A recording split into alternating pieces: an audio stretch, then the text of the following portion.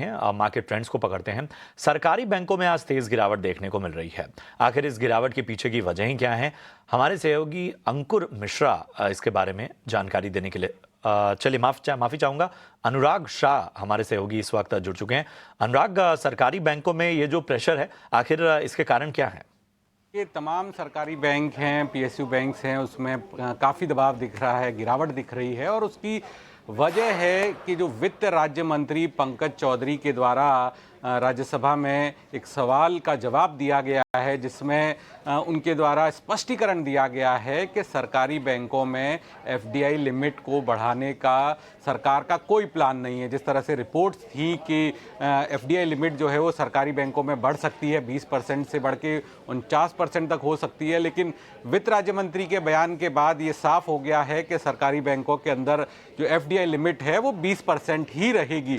तो इससे जो है वो निवेशकों में निराशा है और बिकवाली देखने को मिल रही है, क्योंकि माना जा रहा था कि अगर एफडीआई लिमिट बढ़ती है और उन बैंकों के अंदर एफडीआई आती है तो बैंकों में और ज़्यादा रफ्तार दिखेगी। लेकिन इस स्पष्टीकरण के बाद गिरावट दिख रही है, बिकवाली दिख रही है। इसके अलावा सरकार ने यह भी साफ किया है कि अभी सरकार का कोई प्लान नहीं है और बैंकों का मर्जर करने का, कंसोलिडेशन करने का।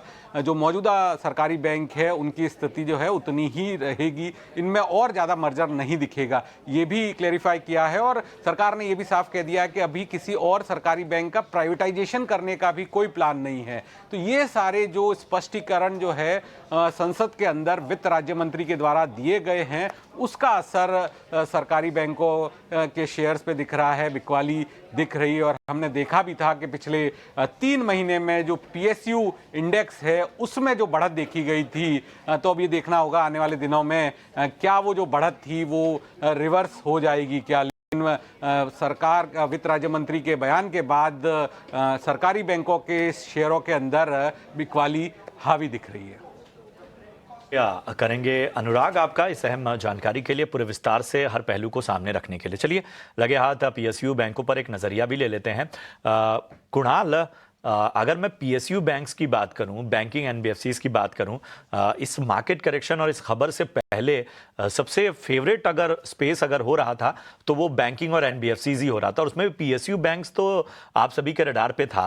अब जिस तरह की तमाम चीजें सामने आई हैं, जिस तरह का न्यूज इंपैक्ट है और जिस तरह का आज दबाव देखने को मिल रहा है, कैसे प्ले आउट किया जाए? एक बहुत ही बढ़िया मोमेंटम हमें पीएसयू बैंक में, पीएसयू स्टॉक में देखने को मिली। आप देखिए पीएसयू बैंक आज 3% नीचे 8,240 के अराउंड है। और कहीं ना कहीं डायरेक्ट इम्पैक्ट जो अभी मार्केट में है उसकी इम्पैक्ट हमें डायरेक्ट मार्केट